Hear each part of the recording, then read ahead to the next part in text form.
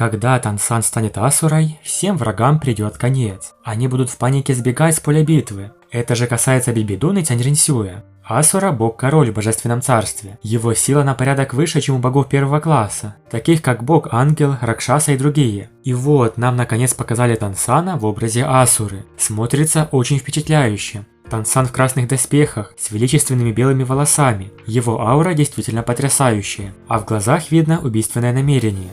В отличие от обычных богов, Асура – один из 3 стражей порядка и 5 королей божественного царства. Тансан пройдет много трудностей, прежде чем унаследует положение Асуры. Столкнувшись с 2 богами, Тансан чуть не убил их всех, однако Бибидун удалось ранить Тансана и вырвать его сердце. После воскрешения снова произошла битва с Тяньринсюей и Бибидун. В момент опасности Сяву пришла на выручку Тансану, и вот тут произошло слияние на уровне бога.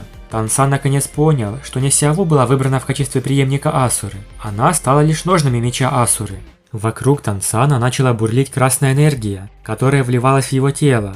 Красный свет перед Тяньринсюя и Бибидун был силой бога Асуры. Асура и Ракшаса были богами убийства. Асура держал в себе все убийственные ауры, в то время как Ракшаса был богом смерти, зла и ненависти. Аура бога Асуры полностью угнетала Ракшасу. Свет Асуры был чистым, а тьма Ракшасы была самой зловещей тьмой. Асура был одним из 5 верховных богов в божественном царстве, а также одним из сильнейших. Теперь его аура была здесь. Как могла Бибидун не чувствовать страха? Она закрыла глаза от боли. У Бибидун даже не хватило смелости убежать. Давление, создаваемое аурой бога Асуры, разрушало ее божественную силу. У Тяньринсюя не было времени задавать вопросы. То, что произошло дальше, все объясняло. Красная и синяя молнии постоянно вспыхивали вокруг Тансана. Даже его глаза вспыхнули красными и синими огнями. Его лицо менялось, то лицо морского бога, то лицо Асуры. Тяньринсюя вздрогнула.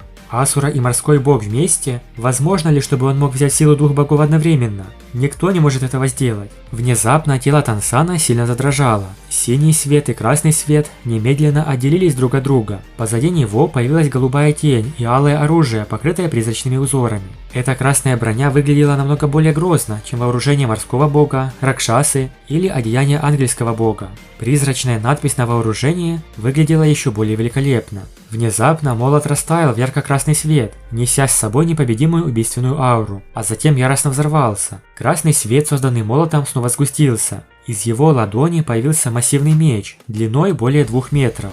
Глаза Тансана были налиты кровью. Поверхность его доспеха была покрыта многочисленными острыми лезвиями. Лезвия появились почти на каждом углу его брони, и непреодолимое давление, с которым она никогда раньше не сталкивалась, полностью подчинило Тяньринсюя. Она могла ясно чувствовать, что этот Тансан, который сейчас стоял перед ней, был гораздо более пугающим, чем морской бог. Однако синяя тень позади Тансана выглядела неземной. Было ясно видно, что тень имела вид Тансана, носила оружие морского бога и держала синий трезубец. Хотя это было не самое сильное состояние трезубца, эта синяя тень, стоящая за красным настоящим телом, также могла высвободить огромное давление. Тансан стал Асурой, однако у него за спиной стояла фигура Тансана морского бога. Это двойная сила богов. Тяньринсюя и Бибидун дрожали. Бог Асура Тансан медленно поднял голову. Он взглянул на Тяньринсюя своими холодными красными глазами, без каких-либо эмоций. Удивлена? Я скажу тебе, это слияние Сяву и меня, сосуществование дуэта богов.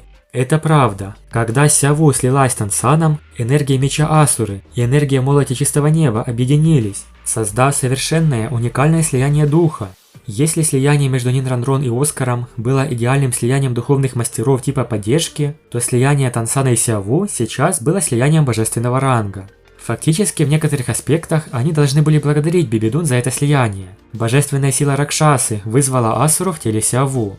Таким образом, она могла слиться с Тансаном, чтобы создать идеальное слияние духов божественного уровня. С такой силой Тансана ни одна атака Тяньринсюя не имела результата. Если бы меч Асуры в Сяву не пробудился, ей пришлось бы полностью выдержать атаку Тяньринсюя, которая могла убить ее.